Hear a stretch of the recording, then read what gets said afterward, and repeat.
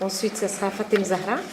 Et on laissera la parole à professeur Fran. Et par la suite, c'est la salle qui interviendra. Allez-y. D'accord, merci. Bonsoir tout le monde. Moi, je m'appelle Saïnide Bassirou. Pour commencer, j'aimerais d'abord placer rapidement 2 mots de remerciement. Le premier, c'est tout naturellement à l'endroit de notre conférencier qui vient de nous charmer par sa présentation. Et il faut le dire, ce fut un coup de maître. Donc, très cher professeur Assidi, soyez remerciés. J'aimerais également remercier les organisateurs de cette conférence, avec une mention particulière au professeur Kider Ahmad et à M. Tanani Aziz, qui m'ont honoré par leur dépôt de confiance, qui a été ce soir de m'avoir désigné comme discutant. Donc, sans plus tarder, et en espérant pouvoir vous donner satisfaction, je m'en vais donner ma modeste contribution. L'OMC et les inégalités de développement. Si aujourd'hui je dois faire le bilan, le point sur l'OMC, après 25 ans de fonctionnement, je dirais oui, le marché mondial a été plus que libéralisé. Oui, les barrières tarifaires et non tarifaires tombent progressivement. Et oui, la croissance du commerce mondial que l'organisation s'est donnée comme objectif est désormais un objectif qui a fait du chemin et qui continue d'en faire. Mes questions: comment est cette croissance aujourd'hui? Est-elle équitable? Est-ce ça s'est fait au profit de toutes les régions du monde? Là, évidemment, ou bien dis-moi s'il me semble que non. Question encore: pourquoi l'OMC et le libre-échange à qui ont prêté toutes les vertus du monde n'ont pas pu permettre à tout le monde de se développer? Là, bien évidemment, les réponses à ces questions sont nombreuses, mais je m'en vais vous donner rapidement, parmi ces réponses, celles qui me semblent les plus pertinentes. D'abord, les inégalités en premier lieu, parce qu'on nous a menti sur l'OMC et sur le libre-échange. La vérité, c'est Paul Lanoï qui nous le dira. Il dit, c'est lorsque les pays se développent qu'ils libéralisent le commerce, et non l'hypothèse contraire qui consiste à dire que c'est le libre-échange qui provoque le développement. Exactement. Donc, nous, pays du Sud, ayant des économies déjà fragiles, on nous a menti sur le libre-échange pour ouvrir nos marchés. Et là, sous les coups durs de la concurrence internationale, à la fois nos marchés et nos productions locales se sont effondrées. Donc, cela a eu pour conséquence de creuser davantage les inégalités. Deuxième réponse: au nom de la théorie de la division internationale du travail et des avantages comparatifs, toujours nous, pays du Sud, on nous dit, vous n'êtes bon qu'à produire par exemple du coton, du café, du cacao. Or, nos populations se nourrissent de maïs, du bleu, du riz, etc. Toutes denrées dont il nous faut donc par conséquence importer. Par cela, c'est comme si on nous dit, soyez des éternels consommateurs et nous serons les producteurs. Et tous ici, on sait que du producteur et de l'éternel consommateur, seul le premier se développe. Donc voilà une deuxième variable explicative des inégalités. Et troisième réponse, peut-être je vais m'arrêter là, ça sera le non-respect des règles, pourtant posées et portées par l'OMC. Pour exemple, j'en veux les aides et subventions, par exemple du gouvernement américain. C'est ainsi qu'entre 2001 et 2010, si je ne me trompe pas, ces aides ont permis aux producteurs américains du coton, par exemple, de vendre à des prix très bas sur les marchés mondiaux.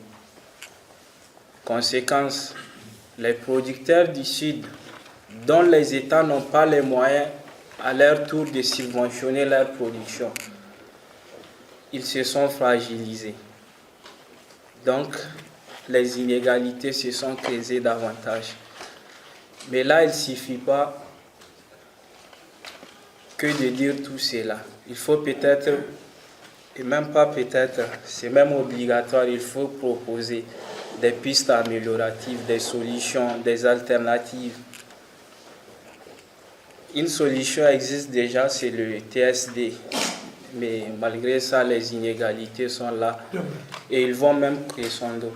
Donc, pour sortir des inégalités, ce que moi je vais proposer comme solution, c'est à la suite de Pierre Valaski. Je plaide pour ce qu'il a appelé des régions géographiques optimum. Qu'est-ce que c'est? Ce sont des zones à l'intérieur desquelles on va regrouper des États ayant à peu près un même niveau de développement. Mais là, avec des économies diversifiées et complémentaires. Entre ces États, le principe sera le libre-échange. Et vis-à-vis de l'extérieur, on va appliquer le protectionnisme pour protéger à la fois les industries naissantes et stratégiques. Je vous remercie. Merci beaucoup. Merci beaucoup, monsieur, pour votre intervention. Je donne la parole rapidement à Fatem Zahra.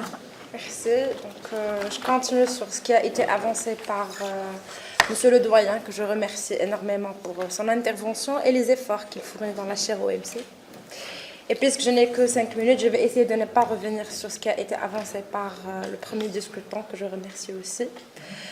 Et donc, comme vous le savez, l'OMC se veut une organisation conduite par ses membres et qui s'est dotée d'un mécanisme de règlement des différends, mais bien qu'il soit basé sur des principes d'égalité et non-discrimination, comme ce qui vient d'être détaillé par monsieur le doyen, consacré par la clause de la nation la plus favorisée et le traitement national, les accords de l'OMC contiennent de nombreuses dispositions qui tiennent en compte des intérêts des pays en voie de développement. Et c'est considéré, et là je cite ce qui vient d'être avancé par professeur Oufran, que c'est une réponse juridique à la conciliation entre une égalité juridique formelle et une inégalité de développement. On remarque donc que le commerce est au centre du dispositif mondial de lutte contre la pauvreté, surtout que les pays en développement et les PMA constituent les 3/4 des pays composant l'OMC. Mais force est de constater que la libéralisation des échanges, du moins que l'on puisse dire hâtive, par les pays en voie de développement, est au contraire à marginaliser ces pays. Et donc, puisque cette libéralisation, et là je me base sur un rapport qui a été publié par la CNUSET, a causé leur désindustrialisation et prématurée et a intensifié leur dépendance et leur vulnérabilité. Donc, les pays qui ont réduit leur pauvreté, et toujours selon ce rapport, sont ceux qui ont ouvert leur économie modérément, graduellement et en tenant compte du stade de développement réel de leurs économies. Donc, l'OMC, mais il y a aussi un autre problème que je veux relever, c'est que l'OMC ne définit pas le terme développé ou en développement, ce qui laisse à chaque membre le droit de déclarer lui-même son statut. Et donc, sur les 2/3 de ces 164 membres dans la Chine, qui se considère toujours un pays en voie de développement, et là, cette classification des pays en développement et pays moins avancés, bien qu'elle soit faite sur la base de catégories établies par la CNUSET, sur des critères comme le revenu, le développement du capital humain, ne peut nullement être retenue de nos jours, puisqu'on peut facilement décliner le constat de bloc des pays en développement, qui est de plus en plus hétérogène, puisque les écarts de revenus sont considérables, puisqu'on y trouve la Chine, l'Inde et d'autres pays.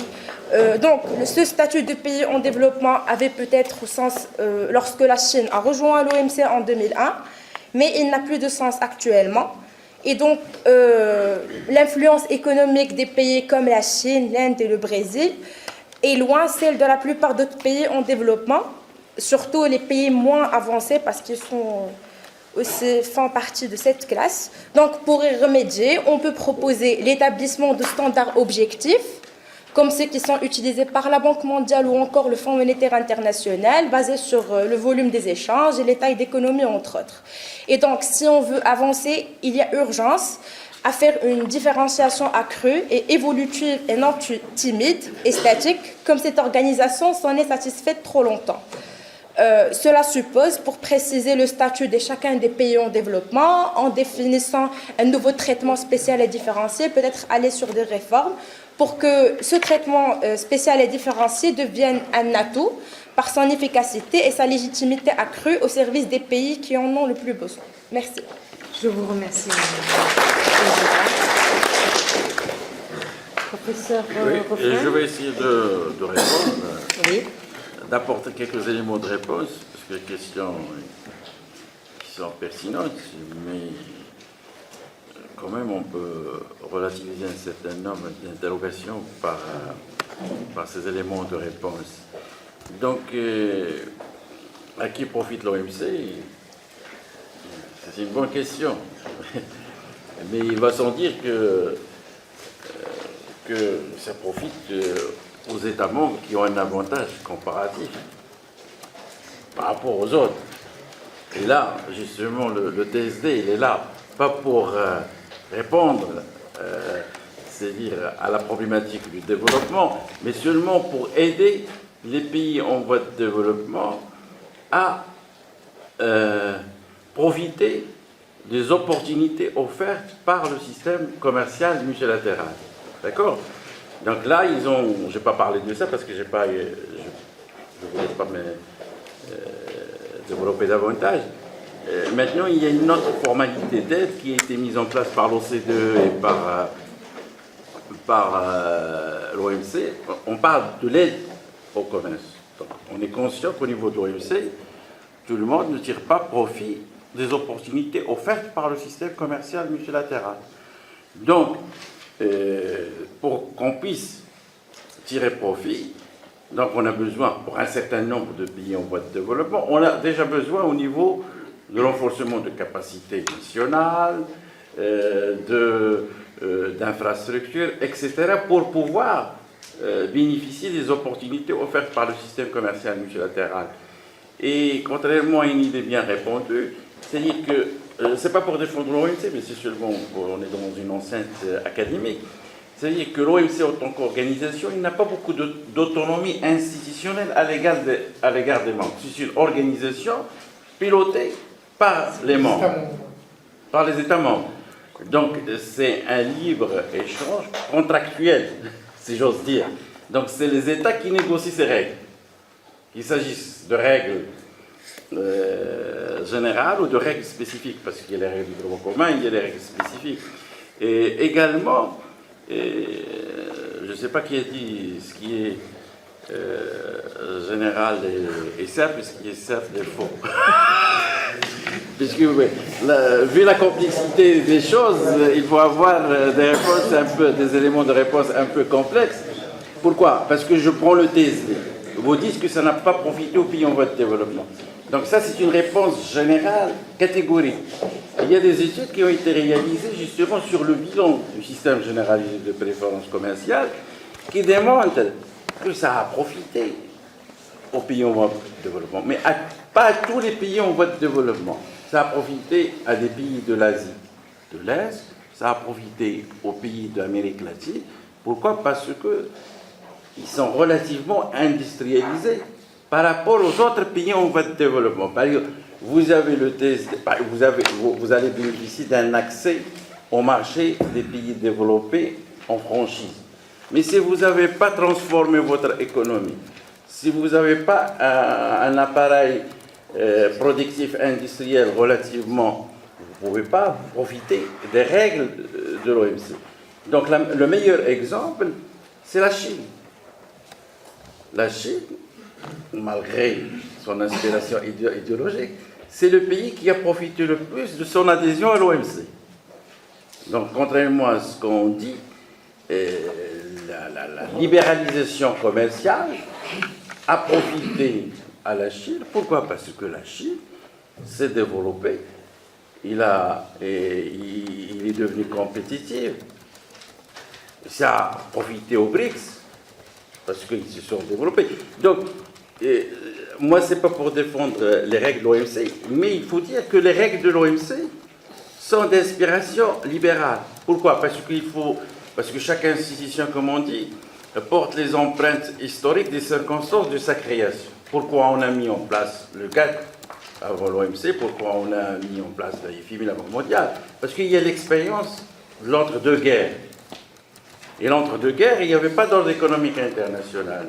L'entre-deux-guerres, entre la Première Guerre et la Deuxième Guerre mondiale, il y avait le bilatéralisme discriminatoire, il y avait l'unilatéralisme, il y avait le protectionnisme.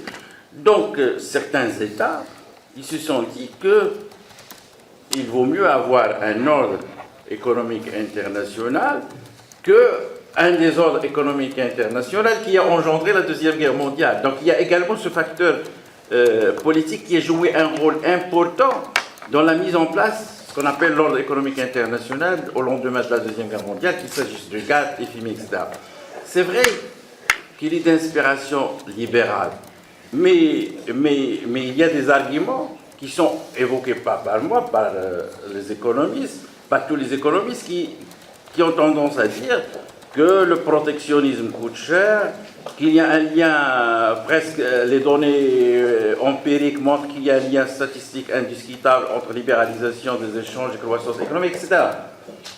Donc certains vont dans le sens de défendre même le soubassement théorique du modèle qui a inspiré ces règles. C'est-à-dire qu'il y a la problématique du modèle alternatif, comme on dit. Ça veut dire que jusqu'à nouvel ordre, c'est-à-dire, on a tendance à dire que le système démocratique est le moins mauvais des systèmes politiques. D'autres, ils vont dans le même sens pour dire que malgré les défauts du système peut-être libéral ou néolibéral, jusqu'à nouvel ordre, il a démontré sa supériorité en termes de performance économique sur les autres modèles concurrentiels. Et un autre élément de réponse, et je crois qu'il y a une part également de responsabilité au niveau des politiques domestiques nationales mises en œuvre au niveau de chaque pays. Donc il y a, comme vous le savez, il y a des économistes aujourd'hui qui expliquent beaucoup d'échecs en termes d'expérience de développement par ce qu'on appelle la qualité des institutions, le problème de mauvaise gouvernance, etc. Donc voilà, mais vous avez raison de dire que l'inspiration, le modèle qui a inspiré ces règles, c'est un modèle libéral-néolibéral. Mais ils ont des arguments pour le défendre. Pourquoi? Parce qu'ils ont tendance à dire que l'expérience de l'entre-deux-guerres, qui était basée sur des recettes d'inspiration interventionniste, protectionniste, n'a pas donné des résultats en termes de croissance, de prospérité économique, etc.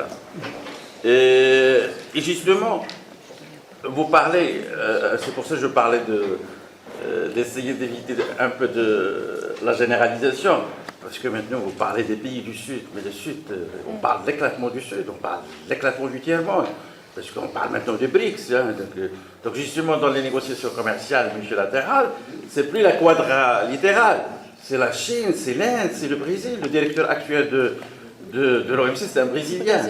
Donc ça dénote la montée des puissances émergentes. Et les puissances émergentes, qu'il s'agisse de Chine, Brésil, etc., ils ont limité la domination de l'OMC par les anciennes puissances.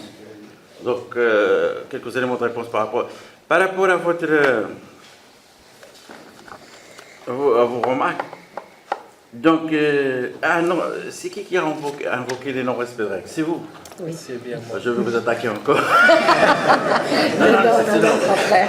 Au Seulement, pour vous dire que vous avez bien mis l'accent sur le fait qu'il y a certaines pratiques qui sont en contradiction avec le droit de l'OMC, mais quand même, je dois vous rappeler que toutes les formes de subventions ne sont pas prohibées, ne sont pas interdites.